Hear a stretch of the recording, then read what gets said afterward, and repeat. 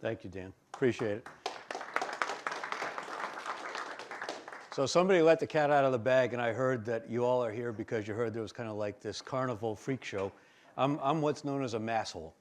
I'm from Massachusetts, and I guess there's not many of us that wander down here. So if you came just to see what we look like, here I am. A little bit more, just to kind of give you a little bit of background. I think it's helpful to understand the context of who you're listening to and who's talking. And I'll also tell you, in case you've heard the wrong things about Massachusetts, I've got a pack of pocket constitutions here. Anybody that needs one, come and get one. You're welcome to take one with you. We believe in, some of us believe in the Constitution up in Massachusetts as well. So I hope this hasn't been oversold. You're not going to leave here today completely understanding a different way to sell. What I'm going to spend a lot of time today trying to do is to convince you that we do need to change, and then giving you a few hints about how we're going to begin to make that change. And one of the big topics that I hope you take away from this is that we no longer have this bifurcation between marketing and sales. They're really much of the same thing. They're intertwined together. But let's talk about the bad news. We're talking about a significant change, particularly for the way that industrial manufacturing companies look at the world. It's not going to be easy. There are two, we talk about cyclical changes where things go up and down every few years, but then we talk about secular changes. And a secular change is something where there's really a big shift in the way society or business works. There are two secular changes that are going on right now that are happening in a way that you might not even be consciously aware of, but we have to kind of look them straight in the eye and understand what's happening in order to understand the context for why it's different, why we have to change. The way people and companies buy is changing dramatically. And the way that people research and consume information is changing dramatically. So if you think about the way a company used to buy, an industrial manufacturer, some of you that have been around for a few years, you know what those green books look like. There used to be a bookcase on the wall with green books, and sometimes companies would love to have year after year after year. It looked like going into a law office where they were all stacked up. That's the Thomas register. So it used to be that somebody would say, okay, we got a problem, we want to fix it, let's find some possible vendors. They'd look at the yellow pages, they'd look at the Thomas register, they'd pick 3 vendors, they'd call them in. They had to bring the vendors in because there was no way for them to really learn about it otherwise. The vendors had to come in and educate them and teach them and help them understand and quantify the problem and understand options and decide what to do, and then they made a decision. So marketing's job was to have a good yellow pages ad. Maybe to do a few trade journal print ads, maybe put those bingo cards in the middle where you fill in the thing and send it back, and then somebody sends you some information. Many of you won't even know what I'm talking about. Some of you will remember that from the old days. And Thomas register. That was the way we used to do it. By all means, interrupt at any time that you want to. I'm happy to make this conversational. It's different now. It's chaos now. This maps what we would call the buying journey. So there's a bunch of things that are happening at the same time. First of all, there's no longer, typically, there isn't one person making the decision. In sales, we talk about a decision maker. But the decision maker is now a fallacy. Because now everyone gets together, it's a kumbaya committee. Everyone has to agree. Anyone can say no. And the people on this committee each come from their own department. They've got their own budgets. Some don't like the person who's trying to get this project approved, and they may just want to screw with them politically. Some may want that money for their own thing. Some may just think that's not important. Some might think they're too busy checking their email to go to the meetings.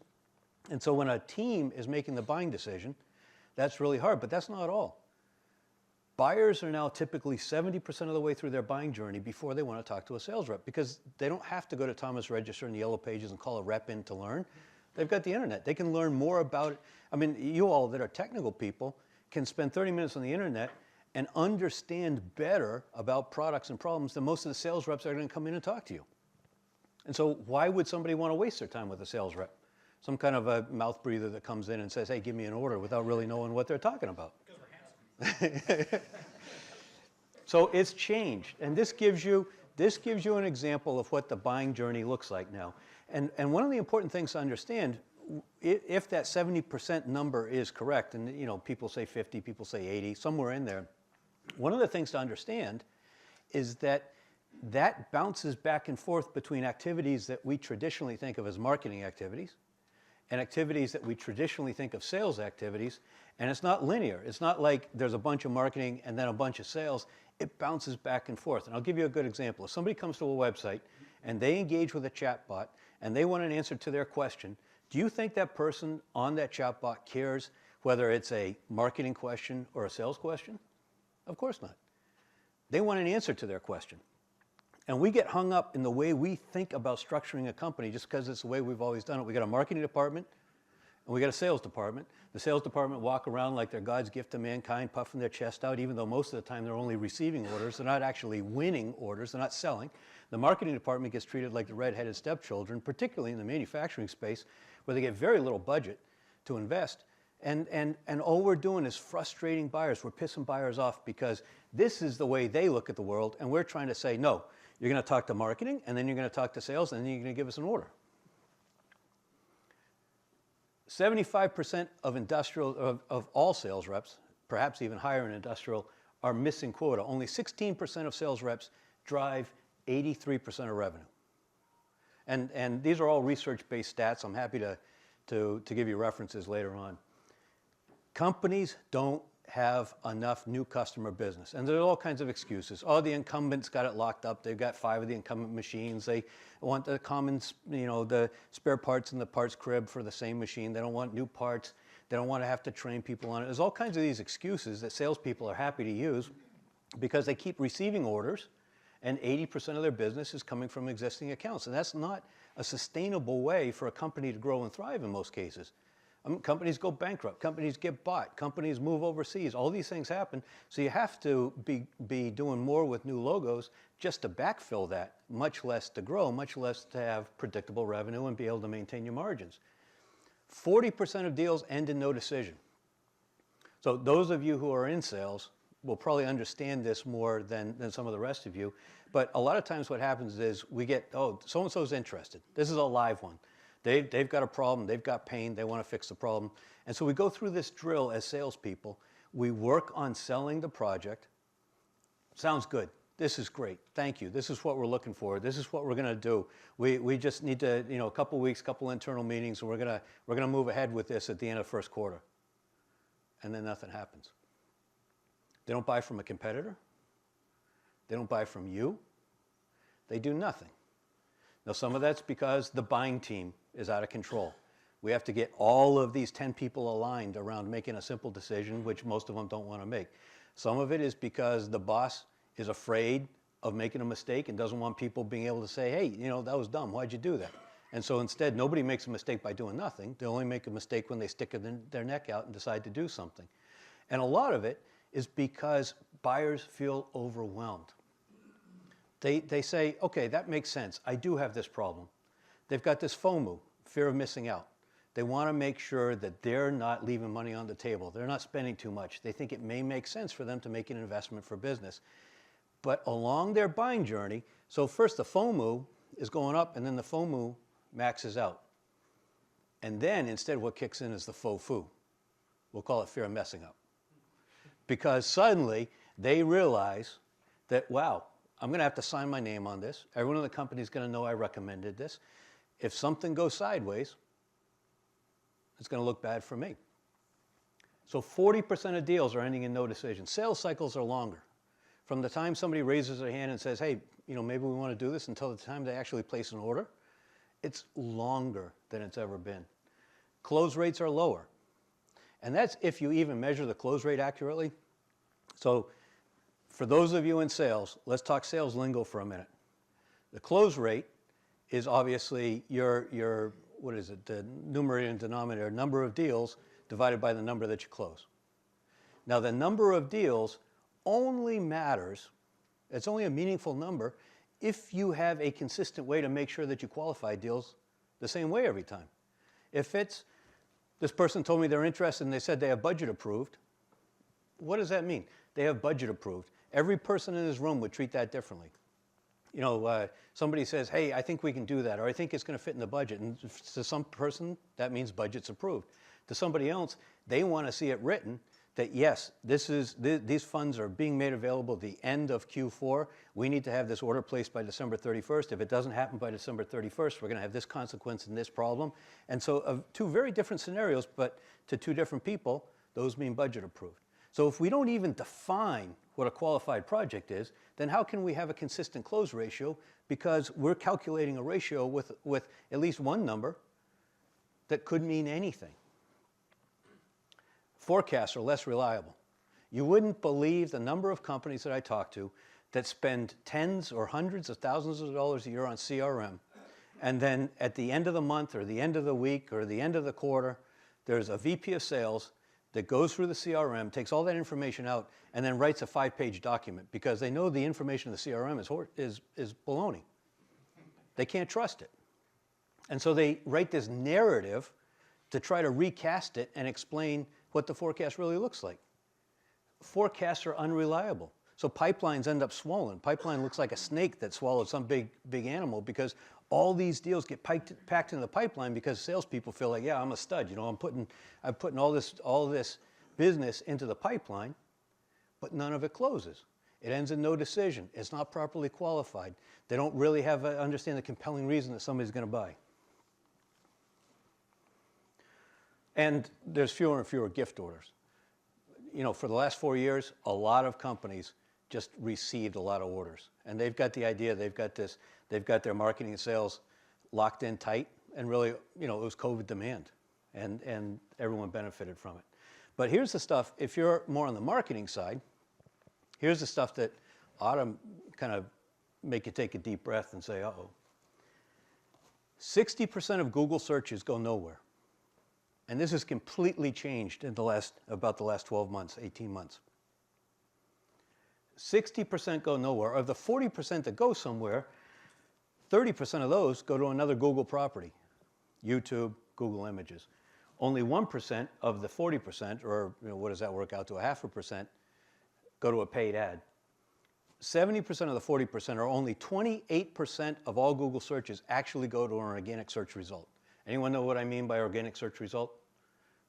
Okay, good. Exactly. So you do a Google search, you get the list. It's not one of the sponsored ones. It's not the image. It's not the shopping recommendation. It's one of the other. Here's a good answer to your question. So companies have built their digital marketing around the fact that if they research well, do good keyword research, do their technical SEO correctly, create content, create enough content, put it out there on the internet, that what's going to happen is people are going to ask Google questions, and Google is going to say, here's a good answer. They come to the website and they get a lead. It's not working anymore. It's fundamentally changed. You also need to understand that 80% of the time, the vendors on a short list already were known to the buyer before they began researching their project. 71% of the time, the top vendor on the short list gets the order. So what does this tell us? It tells us it's harder to get found, it's harder to get known, and if you're not known beforehand, you're not getting the order. In fact, if you're not known well enough to be number one on the list, you're probably not getting the order. So it puts us in this real quandary. I don't know if anybody here reads the Wall Street Journal. Last Monday, look at this.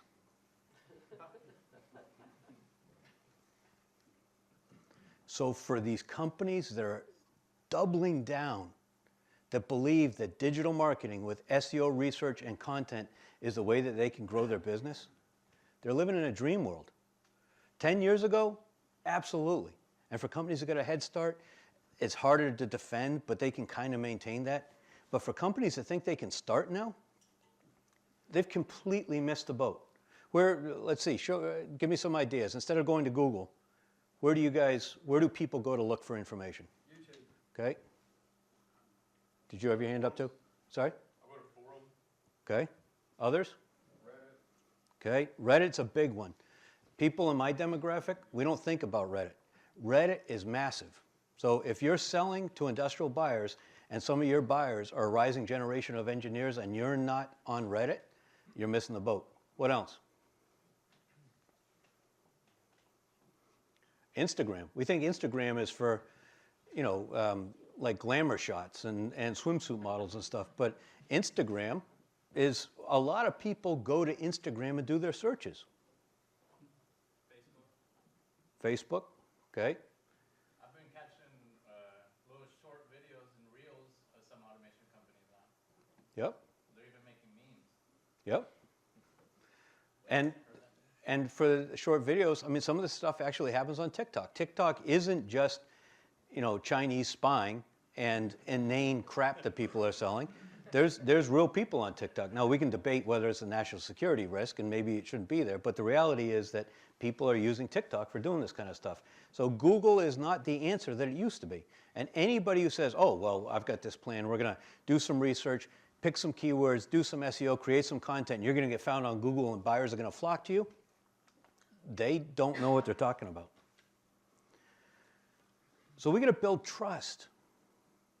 If we're going to be on that short list, we have to build a relationship with people that helps them trust us. I'm going to give you a second just to read down those. I don't want to be one of those people that puts bullets up and reads them. So you take a minute and read those. Let's talk about pain. Salespeople have been trained to look for pain. So they sit down in a conversation, we call it in sales a discovery call, your first meeting with a prospect. They mention, oh, there's some kind of problem. Oh, well, the antenna go up and the ears shut off. Oh, he's got a problem, she's got a problem. Let me tell you how I'll fix that problem for you. But all they've done is told you about pain. We all have pain. Every company has pain. Nobody spends money to fix pain. We endure pain all the time. Think about how often do you have something you're doing in your job where you realize there's a stupid hack, it takes you more time, it's a pain in the ass, but you just do it because thinking through it and actually changing it is going to take far more time, and you'll do that sometime in the next few months. We all have those kinds of things that we do. That's the point. Nobody buys to solve pain. They only solve problems, or they only pay to solve problems and achieve certain outcomes in their business. So when we're selling and when we're marketing, we don't want to talk, I should say that differently. We all want to talk about what we make. And the buyer sometimes plays with their head and they ask us questions and we think that they're interested in talking about what we make. And at some level, some of the buyers on the buying team are interested. You're probably selling to engineers in some cases, and they have to make sure that they're dotting the I's and crossing the T's and making sure the technical details are there. But whoever's signing the checks in that company isn't buying because you've got a certain horsepower or a certain RPM or a certain whatever the case may be. They're buying because it changes their business. They make more or they save more. There's only two flavors. I mean, there's lots of different versions of it. But that's why companies buy. And so if we can't move past the pain and actually uncover the real compelling reasons that people need to make business decisions, then we can't properly market or sell to them. Pre-awareness. If we talk about the buying journey, if you think about that chaotic drawing that I showed you, the buying journey goes through certain phases. There's an awareness phase. Geez, this isn't running fast enough. I got to figure out how to run faster. There's a consideration phase. How could I run faster? Well, as machine people, our first answer is, well, you got to buy a new machine. Except think about it from the customer perspective. They could outsource it. They could run another shift on their existing machine. They could buy a new machine, or they could turn down orders. They could increase their margins, raise prices, sell less, and make more, and they all get to the same place. So we have to understand in the awareness phase that people are thinking about the options. Then the decision phase is when they say, okay, I got to buy a cobot welder. And so they put together a short list of 3 companies and they buy the number 1 at the top of the list. But before any of that, statistically, only 3% of the potential customers for any given product or service are in the market at any given time. Only 3%. That means 97% aren't in the market. But if we know that we have to be on that short list, and we have to be at the top of that short list, then we can't wait until they are in the market. But they're not interested in talking to us about what we do because they're not in the market. They got other things they're worried about. They have to worry about the payroll service that did direct deposit a day late and people now have bounced checks because of it. They got to worry about the estimated taxes they got to pay and the compliance reports that have to be filed with the EPA and all kinds of other stuff. So how do we reach them? How do we build a relationship? How do we establish trust? How do we introduce them to us as an expert when they're in that I'm running my business, I'm not thinking about what you do phase? Those are some of the important things that we need to think about. And I'll point out that the reason I'm here is because Dan instinctively figured a lot of this stuff out along the way. That's why I think we all probably are familiar with what he does on LinkedIn and on YouTube. And that's how I came to know about him, as well as a number of your customers. So how do we build trust? We don't do it by talking about our stuff. We help push the dots close together for them in other aspects of their business. Now, the good news is that most industrial manufacturers, that's all bad news. That's all why we have to change this. Now we're going to talk a little bit about what that change looks like. We're not going to go into a lot of detail. I'm happy to chat with anybody here later today or reach out to me or whatever you want to do. But let's talk about kind of the toolkit that most of us have that we may not be even thinking about. If you think about the way most companies used to manage quality and production, I don't know if anybody's seen this Lucy in the Chocolate Factory clip on YouTube. So, I'll watch the original episode. so what happens here is they're sitting there, they're doing QC on the chocolates, and the conveyor is moving, a foot a minute, and they're checking each chocolate and packing it into the box. And then, some spreadsheet analyst gets the idea they need to run faster, and they speed the conveyor up a little bit. And now suddenly they're not checking every one, they're kind of checking every other one, but they're keeping up. And then it goes faster. And now they're having to eat every 10th one because they don't have enough time to be able to move them all around. And that's the way we used to run quality in production. We'd put another QC check at the end of the line. And then somebody said, well, not just somebody, Deming said, hey, this is crazy. Let's actually figure out the root causes. Let's fix these problems. Let's engineer quality in. If we have a problem, if we see a symptom and it's not making sense, let's stop the line. Pull the andon cord for those of you that are familiar with it. Let's stop the line and go and figure out what's going on and fix it. Instead of creating more bad quality stuff that's going to piss customers off or cost us orders or give us a bad reputation or whatever the case may be. So all of these techniques developed. Lean, OEE, we engineer the quality in. Six Sigma. I mean, how many people do you see on LinkedIn that advertise themselves as Six Sigma black belts? I mean, that's a whole thing now. People take very seriously. Before we go any further, OEE. And show of hands, anybody know what OEE is? Overall equipment effectiveness. So if we look at a manufacturing process, and there's a number of steps along the way, let's say there's a big machine that's got a bunch of steps integrated in it.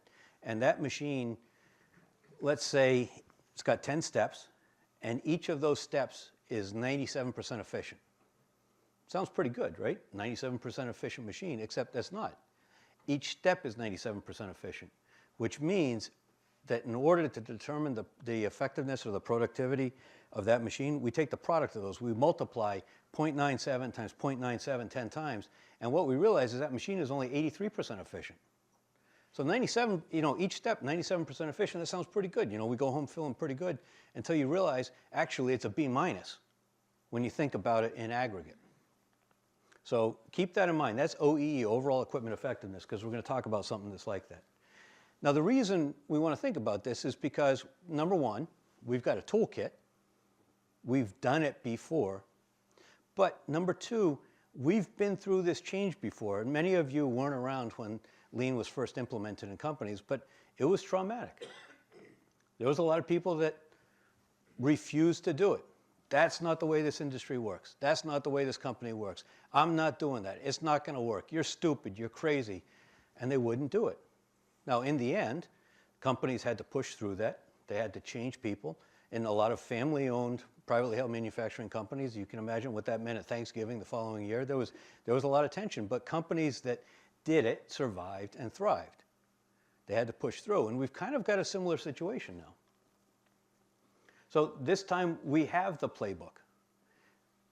We can take the mindset, the process engineering, the continuous improvement, the management by metrics, those things that have made us successful in operations and manufacturing and production and engineering, and we can apply those, we can overlay them on top of marketing and sales. Somehow, we wouldn't tolerate an accounts receivable clerk that only sent 30% of invoices out. I mean, you wouldn't even think about that. We wouldn't tolerate an engineer who only writes decent code 1 day a week. But for some reason, we tolerate salespeople that have a 15% close rate, who refuse to prospect, who quit working Friday at noontime, who do all these things. So let's bring the mindset of rigor that's made us successful running manufacturing businesses, and let's apply it to marketing and sales. So the way that I recommend that we think about that, if we have OEE for manufacturing, I recommend we think about that in the context of ORE, overall revenue effectiveness, where we can look at several hundred steps between the first thing that you need to do in strategy and board of directors governance through the last thing you need to do to make sure you get the 10th reorder from the existing customer and you're maximizing the spare parts business along the way. All of those things we can prioritize, we can figure out where the low-hanging fruit is, and we can kind of take a total quality management approach to it where we fix the biggest problem, then the next biggest problem, then the next biggest problem, and we can improve things across the board. So we're talking about applying the engineering rigor to not just fix symptoms, but understand the root causes. Ask this, I don't know who's seen the Louis C.K. Clip with the kid, where the kid asks why the Earth circles the moon or whatever. I can't remember how they go about doing it. But the kid just keeps asking why. But why? But why? And we need to begin to do that ourselves. And we also need to do that in sales, helping our prospects understand. Here's some examples of some of the kinds of things. Take a minute and read them, and then I'd like a couple of you to pipe up and tell me which ones particularly resonate with you or which ones you're scratching your head and asking why I've got that up there. How about partnerships? It's an important one to think about. We each have a certain limited audience for what we talk about. On the other hand, if we can find, one of the things that Dan does with his podcast, for instance, is brings in people that have other expertise and has conversations. So now those people that he brings in as a guest are going to want to share that conversation with their audience and with their contacts. And so gradually, if you do that correctly, in your space, I'm thinking about all kinds of things that would tie in with it. Imagine if you're, and this may sound silly because I don't know the oil and gas industry, but I'm thinking, instead of just talking about drilling, how about if we talk about, the latest in electronic navigation or undersea mapping? That could potentially be a really interesting topic that's got nothing to do with the cladding machines that you make, but might well appeal to the people that you're selling to. And so if we think about 97% of the time, they're not buying what you do, but we still need to build a relationship and build trust with them, we have to find those topics. We don't know enough to talk about them, so we have to build partnerships with people who are knowledgeable that become like a faculty for us and help us reach their audiences. Okay, so I've got another challenge coin. I have a hat. You can have your choice. What I want to know is who has taken something from this conversation and already posted it on social media? All right, you all failed. This is the new world. Somebody should have had something on LinkedIn by now or on Instagram by now and written in a way that's going to attract people's attention, where you're not talking about yourself. You're saying, hey, you ought to, here's an interesting point that I heard today that may apply to X, Y, Z. I'm tossing this out there. What are your opinions on it? So it's a missed opportunity. And now I got to carry a hat home with me to Boston. Well, we're all waiting until it's done because we don't want to be rude. All right, so contact details for me. I'm happy to stick around and have conversations. I'm happy for people to reach out to me. There's 3 different things with the barcodes up there. You can connect with me on LinkedIn. You can download a free diagnostic for this concept of overall revenue effectiveness. You can even, if you want, use a sales process grader, which I get through a partner of mine. So that's not my website, but you can evaluate your sales process and see how you're doing. Some of the reasons, if you're in conversations and you hear somebody complaining about the fact they're having a hard time hiring salespeople. They get too much turnover. Not enough people are making quota. They're not generating enough leads. They're pissing away money on SEO, and they want to know what else they should do. They're thinking about adding an independent director to their board of directors. Any of those kinds of things. If you're talking to people and you hear that in conversation, I'd be grateful if you'd keep me in mind and maybe give them my contact details. Appreciate you all being a gracious audience. Thanks for having me.